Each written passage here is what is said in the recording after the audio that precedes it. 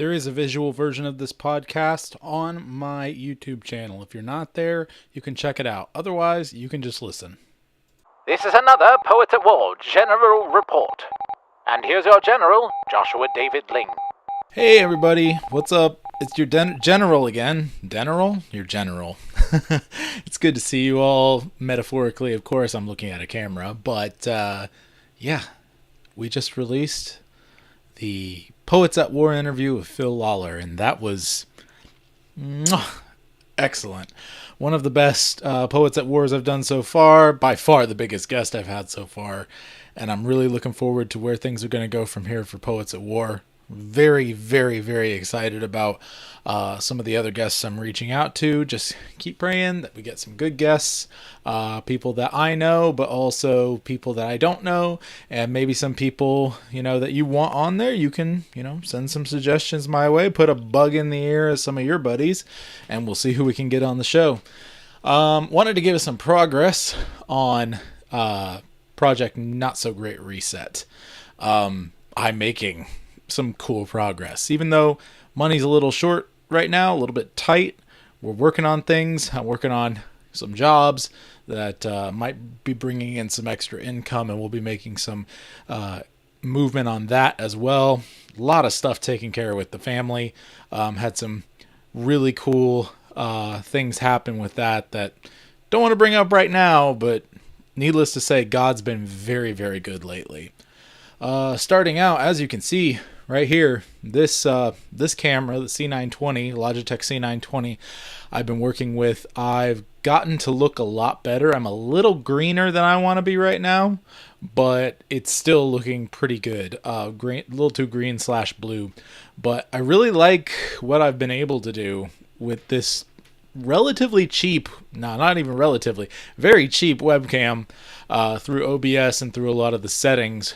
I also have found an app, and I'll be showing some stuff on the screen to show this kind of thing that I found.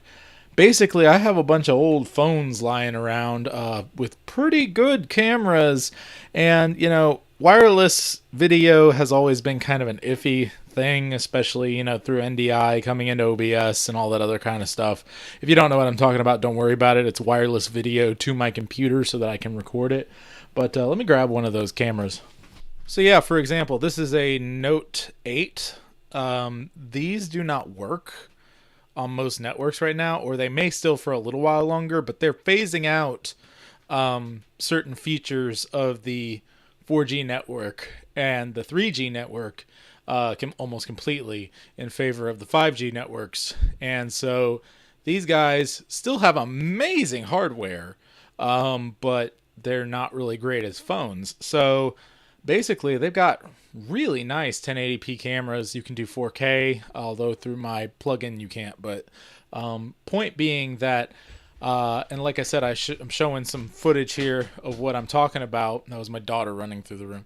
I'm showing some footage of what I'm talking about, but there's some cool features and stuff. And I haven't bought this plugin yet. I'm waiting on some cash to come in for that.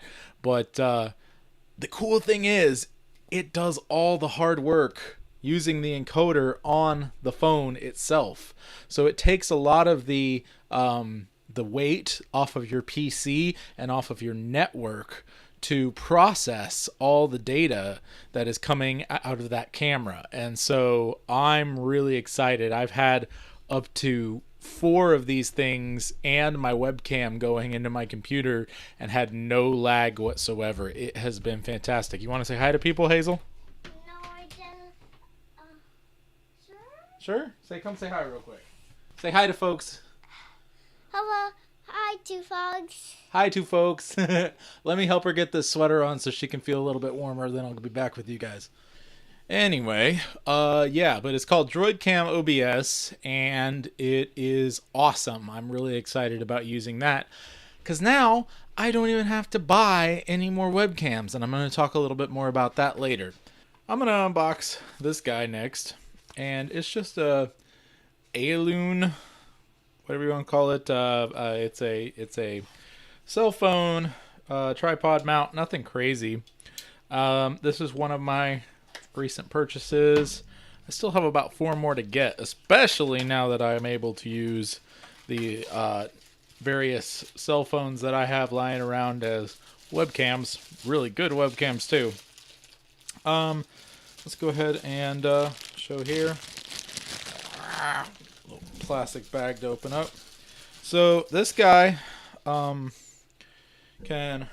rotate as needed. There is a threaded end here and here. So, and then this technically can come apart. I've used these before, not this particular brand, but yep, you can see that there, and you can tighten it down so that it doesn't easily move. This one is a screwed model. It actually screws and unscrews, which I thought I wasn't going to like, but this is really heavy duty, honestly, and I'm pretty happy with it. So basically you just stick your phone screen, you know, whatever, in there like that and tighten it down. It's got little rubber feet to keep you from doing any damage to the phone. And that's basically how it will hold. It can hold in vertical or horizontal orientation. I'm pretty darn happy with it. The other purchase that I made recently that I really like is this guy right here. It is a shock mount, as you can see. Y'all saw the pop filter in the last one. I also got this shock mount that you know, obviously if I'm hitting the mic, it's still gonna peak, but a lot less so if I'm, you know, moving things around, that sort of a thing. You can hear that a little bit, but it's not near as bad, believe me, as when before I had the shock mount. Well, it's me hitting my desk a little bit of rumbling. But anyway, so that's what it sounds like. It was like a $20 shock mount. I don't have the info on that right now, but I can send you that if you really want to know what shock mount I got. It was specifically specified for the ATR 2100 mic, and I'm very, very happy with it. So, yeah, moving on from there, let's talk about removing and replacing items on the list. So there have been several items that I've removed and replaced as I go. I'm trying to, of course, keep the cost way, way down. My budget was around $2,000. Now it's more in the range of $1,500 because I've been able to replace and remove some things like, you know, the phones instead of the webcams, and just a couple other random things. You'll see the Google Sheet that I have on my website updating with what I've changed and my rationale and that sort of a thing. So if you're interested in all those details and things, you can check it out. One of the items that I'm replacing are the brackets that I was going to buy to house my MacBook and the little fan that it sits on. And I am going to put it under the desk, but I'm going to be using these. Let me see if I can grab one. Hold on. Or basically I can point to them. There's a couple over here. These kind of brackets. You can see it on the wall. They're holding up my dulcitar and my guitar right there. And they're just these little white brackets that came with, back when I was working on maintenance for an apartment complex that I lived in. They were extra pieces that they let us keep for like blinds and things. And they work really, really well for just regular random bracket stuff. They're a little bit bendable, but they're very, very strong. You really have to bend them hard if you want to bend them. And yeah, they're just good all-purpose brackets. And I'm going to have a few extra of those because I'm going to be taking down the curtains that I currently have and the setup, and taking those brackets and a couple of the other ones that I have and turning them into under desk holders. They're sort of a U bracket. So you can, I mean, I already have them and I'm not going to be using them for the curtains anymore. So might as well be repurposing them, right? That brings some of the cost down. You can hear Peter possibly screaming in the background. If you can't, whatever. But, another thing I've changed my mind on is more of an aesthetic thing, and take away from the amount of holes that I'm going to be needing to patch at some point. What I plan on doing is wallpapering these short walls, the one in front of me and the one behind me, all the way with stone realistic stone wallpaper. It's going to be a little bit more than what I had previously, but it'll be worthwhile. And I'm saving a little bit on paint, touch-up paint, and some other things. And I'd rather work with wallpaper than paint at this point in the build. Also, the long walls. I'm going to be doing that in a realistic white shiplap looking, which is wood, sort of look to it, a little rustic, a little bit worn. And so we're going to have more of a wood look on the long walls. So that'll be interesting when we finally get to that. Also, I have made some progress in internet. I have not fully confirmed, but partially confirmed the existence of gigabyte cable internet in my neighborhood. And it's in my price range, but I need to wait a little bit for taxes and that sort of a thing to come out to go ahead and go for that. That will mean I have to drop my Calyx internet, which the Calyx Institute, for those of you who don't know, if you look up the Calyx Institute, is a nonprofit that does education on mobile internet and other sorts of things. And so they have a service for $500 a year, which works out to about $40-something a month, to have free 5G T-Mobile internet. And it's awesome, but I don't have great access where I'm at, and I don't have great speeds where I'm at in my neighborhood. And I really need it in my house, especially if I'm going to be using this whole setup for live streams and stuff. So what I was planning on was the WeBoost. I told you guys about that, a WeBoost cell booster to try and get better connection for what I have. But I think I'm going to get the, going to go ahead and bite the bullet and go with Xfinity.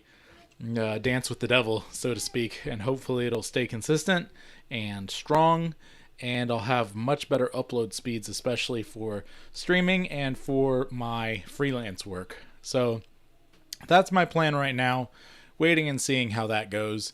Another thing is I want to talk about future live stream ideas. Once I get my internet working well, or I go to my church and use their internet for some certain things, I was thinking about some of the live streams I can do with you guys while building. I was thinking of putting on some of my stories in text-to-speech fashion while I do some work with my hands and type with you guys.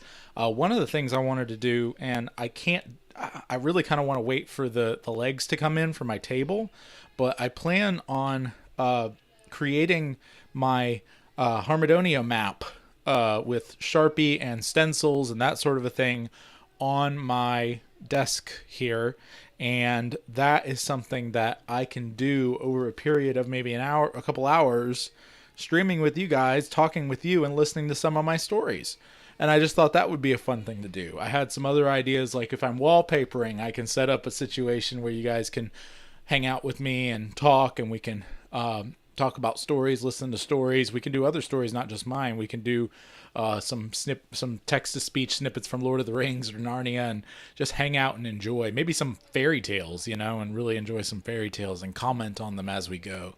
I really want to do some, situations where I'm doing a physical labor of maybe even writing, some live writing, some other sorts of things, and hang out with you guys, enjoy some stories, enjoy some music, whatever we can without copyright infringement, and just create a fun atmosphere to start the live streaming thing before I can really stand and perform for you guys.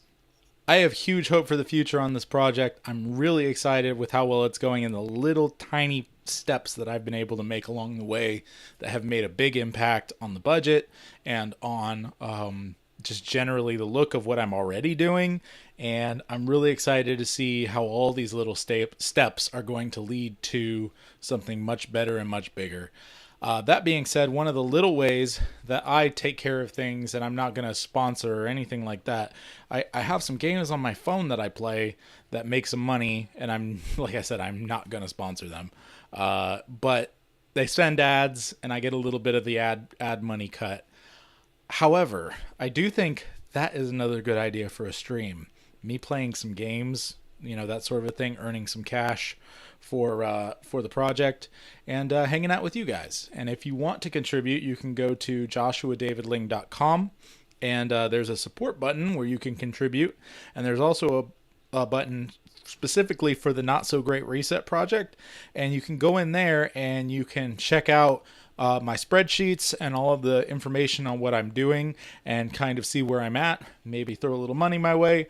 If you have it, not totally fine if you don't. Take care of your family. And you can see the continuation of this build to streaming storytelling success. Thank you guys once again for listening to me ramble on this General's Report, and we'll see you in the trenches.